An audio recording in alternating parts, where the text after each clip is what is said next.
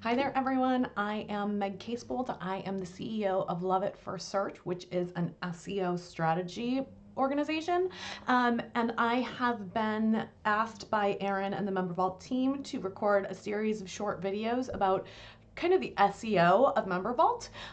So this is going to be the first video in a 4-part series. In this video, I'm going to be talking about domains and domain authority.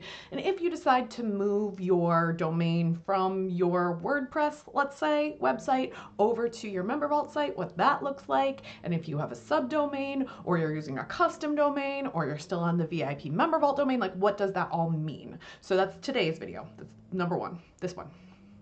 Number two, I'm going to talk about the best website tools for SEO and the things that you need to think about, because it's not as simple as like, oh, just build on this tool and everything will be perfect.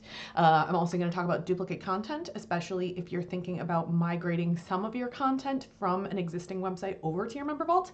And the last video will be about that process of migrating. I should state for the record that I am not just a consultant to MemberVault. I am also a user, which makes me sound sort of like Hair Club for Men, you know, like I'm not just the president, I'm also a client.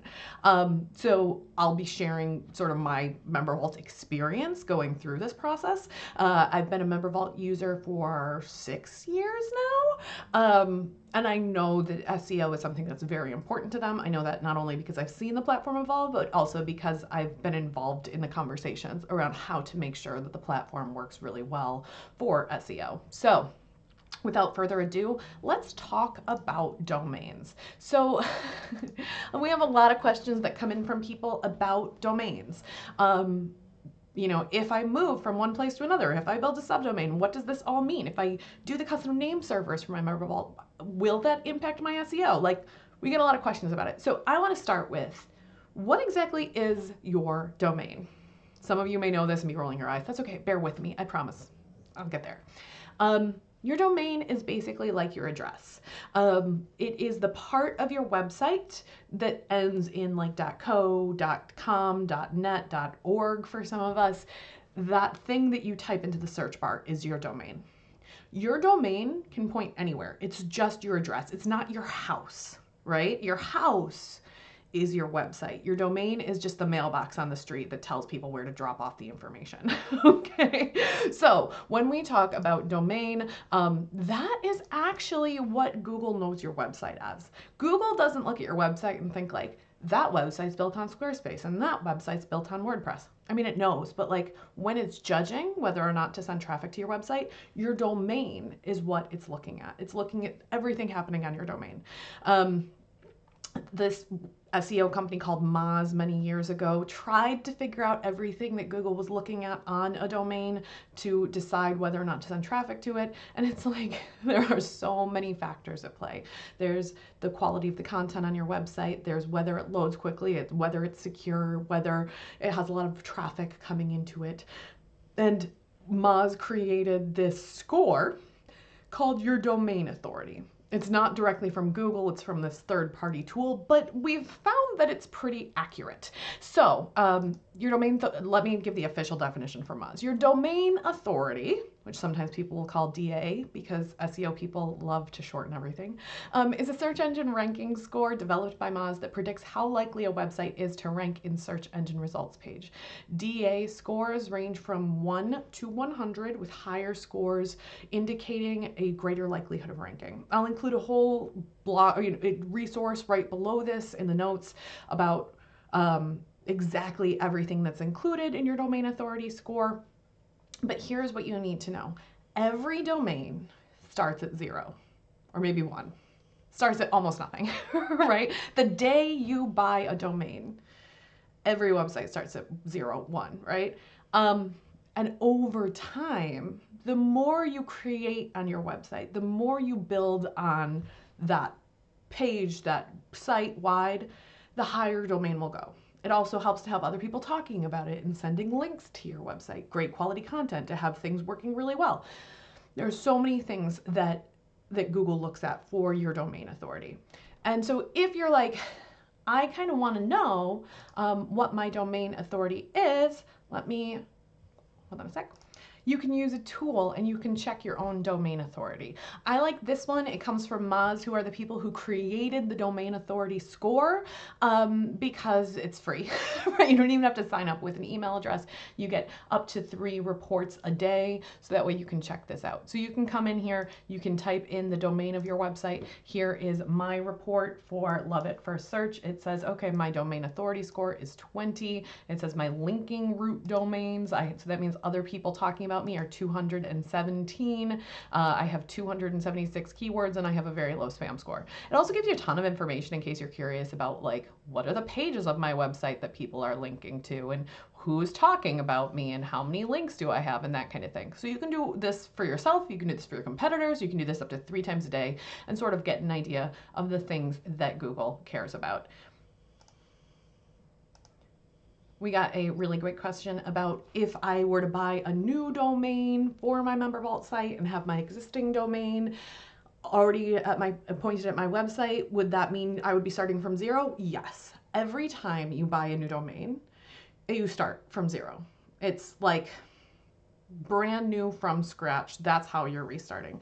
Even if you're like, I am going to take my existing website and put it on a new domain, that domain starts from 0. Now, you do have the existing website there, so it should pick up speed pretty quickly, but it's the domain that Google is looking at. We got a lot of questions about subdomains. If you want to use like blog.abc.com, right? So it's like a portion of the domain, but you have something else in there. Does that count to your domain authority? Yes. All subdomains count towards your domain authority. So everything that lives under that domain counts, right? So for example, let me show you my other screen again. Here's my MemberVault, which lives at, boop, boop, boop, boop, boop. Okay, you can't see it, darn it. Which lives at, there we go, learn.loveitfirstsearch.com. So it still lives on my domain of Love It First Search, but it's just got that learn piece in front of it. So I used the MemberVault custom name servers, I set up my subdomain, and now this lives there.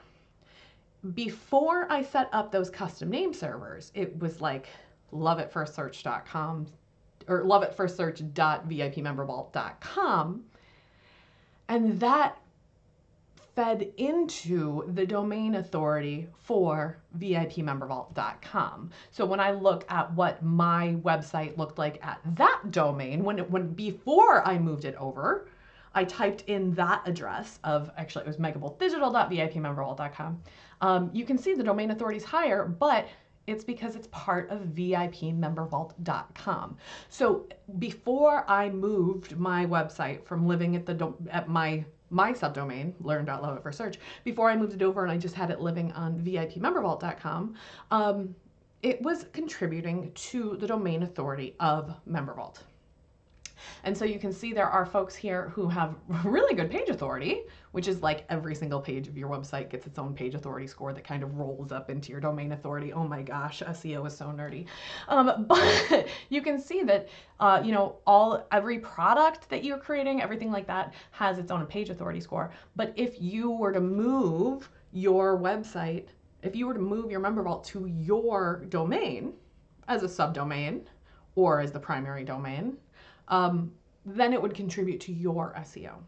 So let me make sure that I answered that question, and then I'll move on to the next one. Okay, so every subdomain, if you want to set up a subdomain of your domain and have your MemberVault live there, it will contribute to your domain authority. If you continue to leave your website at VIP MemberVault, maybe you don't care about this whole domain authority thing, that's cool.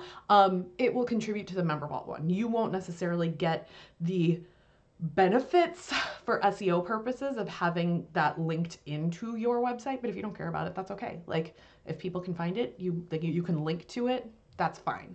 Okay, this isn't something you have to do, but that's why MemberVault offers the option of the custom name servers, so that way you can have it live under your own domain.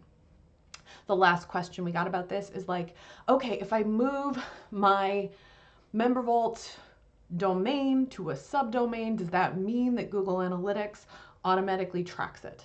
The answer is no. You have to go in and include your own Google Analytics tracking code on your MemberVault for every site you're creating. Every time you like create a new, if you have like a different WordPress installation for different things, then you would have to install Google Analytics tracking codes on each of those places that you would go in and update it. The Google Search Console would do it at a domain level, but that's a completely different question than Google Analytics, so I'm not going to go down that rabbit hole. But if you have any more questions about this, let Erin know, and we can do something else. So if that answered your question, fantastic. If you have questions about website tools or duplicate content or migration processes, you can continue to click through these videos, and I'm going to go record the next one now.